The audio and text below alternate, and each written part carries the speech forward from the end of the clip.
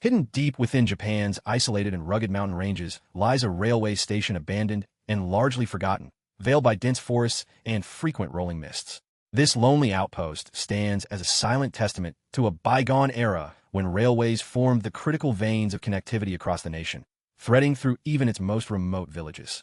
Back then, these rail lines were not mere conveniences but lifelines, crucial for shaping daily life and sustaining communities settled amidst challenging terrains. Once a lively hub for mountain dwellers, the station linked them to nearby towns and served as a conduit for essential goods and services. Today, its empty platforms, rusted tracks, and deteriorating buildings slowly yield to nature's insistent reclamation, narrating a tale that speaks volumes about Japan's evolving transport systems, demographic shifts, and the fragile relationship between human infrastructure and the wilderness that surrounds it. While Japan is often renowned worldwide for its ultra-fast, cutting-edge bullet trains that streamline urban travel, its railway system encompasses far more. Beyond the gleam of the Shinkansen and the sprawling city networks lay scores of smaller branch lines, once threading through remote mountain valleys, fishing hamlets along the coast, and rural expanses. These local railways were lifelines for communities facing limited road connectivity or other transport options, underpinning everyday life. Decades before private cars became household staples and sophisticated highways crisscrossed the country, trains ferried children to far-flung schools, farmers to regional marketplaces, parcels and letters to distant recipients, and the bounty of agricultural harvests and timber to broader markets. Railways thus acted as the lifeblood for economic vitality and social cohesion far beyond metropolitan centers.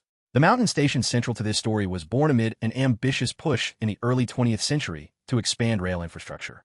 Government agencies and private enterprises undertook the Herculean task of extending lines deep into geographically forbidding zones. Engineers confronted steep slopes, unstable soils, and dense forests, constructing tunnels through mountains, bridges spanning gorges, switchbacks to ease climbs, and precisely graded inclines. Each station erected in these isolated regions promised more than just a stop along the tracks. It offered communities a vital connection to opportunity and the wider world. Passenger service was important, but freight transport proved equally indispensable. Remote, mountainous areas often depended on forestry, farming, and artisanal industries, whose products required reliable export routes to larger markets. Railways could move goods, timber, rice, vegetables, handicrafts, more swiftly and in greater volume than the horse-drawn carts or riverboats previously relied upon. The train's arrival was a significant event, organizing the tempo and routines of village life. However, the post-World War II landscape ushered in sweeping transformations. Japan experienced rapid urbanization, pulling millions from rural villages into booming cities for education and work. At the same time, massive investments poured into road construction. The rise of highways and access to automobiles, buses, and trucks offered the unmatched convenience of door-to-door travel, rendering fixed-route rail services less competitive. Consequently, passenger numbers on these remote rail lines plummeted, weakening the case for their continued maintenance. Stations once humming with activity grew ever quieter. Toward the latter part of the 20th century, the privatization of Japan's national railway system further complicated matters. Rail services split into regional operators with a renewed emphasis on profitability and efficiency. Lines with dwindling ridership underwent critical evaluation, resulting in closures or scaling back of service, while affected communities fought to preserve their rail links, given limited alternative. Transport, economic pressures often dictated closures. The once vital mountain station slipped into obsolescence, with trains ceasing stops and maintenance efforts rapidly declining. Buildings fell prey to rot and water damage, signage peeled away, and the tracks rusted. Slowly, the natural world reclaimed this forsaken place. Today, tucked within a narrow valley among towering cedar and maple trees, often shrouded in thick fog, the station displays a haunting and melancholic beauty. Weathered wooden beams and corroded ironwork are intertwined with moss, ferns, and climbing vines. While the structure remains largely standing, persistent humidity warps the wood. Peeling paint reveals raw surfaces beneath, and the platform's simple benches remain empty in profound silence. Areas where crowds once waited now see wildflowers pushing through cracks in concrete. Local residents' memories imbue the station with rich meaning. Elders recount a time when the station was a crucial gateway, connecting them to schools, hospitals, and markets located many kilometers away, an essential link in an era prior to dependable roads. Winter brought particularly harsh isolation, with heavy snow blocking access for days, making the railway a critical channel for supplies and communication. Stories passed down tell of children eagerly awaiting the whistle, merchants timing shipments meticulously, and families planning journeys carefully around train schedules. These personal histories highlight the station's role beyond mere infrastructure. It functioned as the heart of community life, social bonds, and economic survival. Railway historians and enthusiasts have dedicated time to documenting the station's story as part of broader efforts to preserve Japan's vast and varied railway heritage. Through detailed photography and structural surveys, they capture invaluable records despite the fragile condition of this remote site. The station symbolizes many thousands of similar rural stations lost or abandoned as Japan's population and technology have shifted. Its narrative invites wider reflection on how infrastructure developments must balance immediate utility with sustainability in evolving social and economic contexts. The reasons for the station's abandonment stretch beyond physical decay. They reflect intertwined demographic, economic, and cultural changes. Japan faces an aging and shrinking population nationwide, with rural areas experiencing the effects most acutely.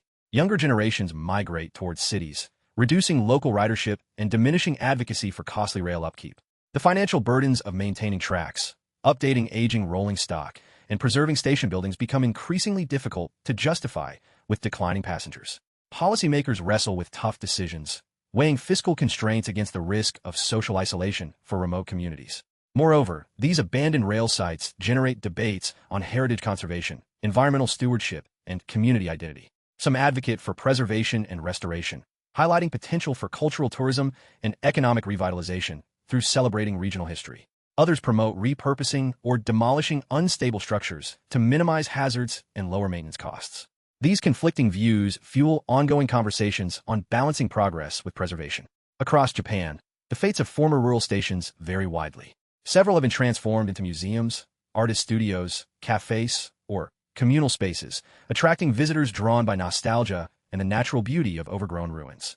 Others remain untouched, their decay and solitude offering evocative, melancholic scenes inspiring photographers, filmmakers, and adventurous travelers seeking experiences off the beaten path. The wild vegetation enveloping rusty rails and faded tiles not only signals neglect, but also symbolizes nature's resilience and the continuous cycles of renewal reclaiming human-altered landscapes.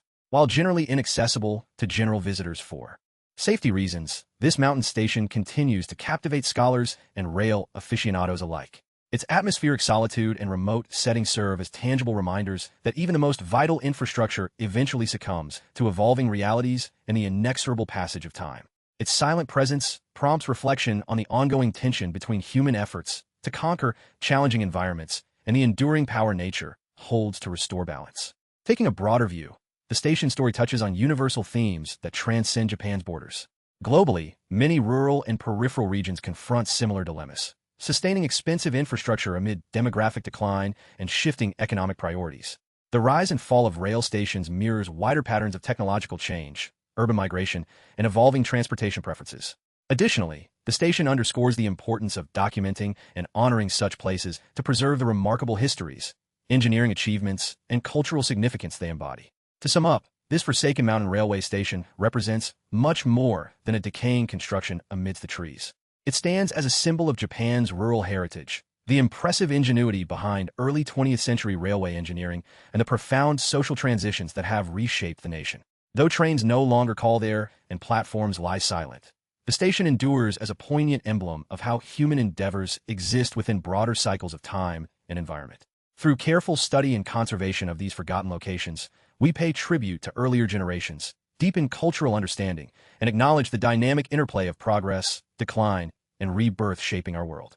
Observing this deserted station today invites contemplation on the larger human journey woven into its empty spaces. It speaks not only to a specific chapter in Japan's transport history, but also to society's continuous adaptation to changing circumstances. The birth, flourishing, and decline of mountain railways highlight the necessity for infrastructure to adjust alongside demographic shifts, technological advancements, and economic transformations.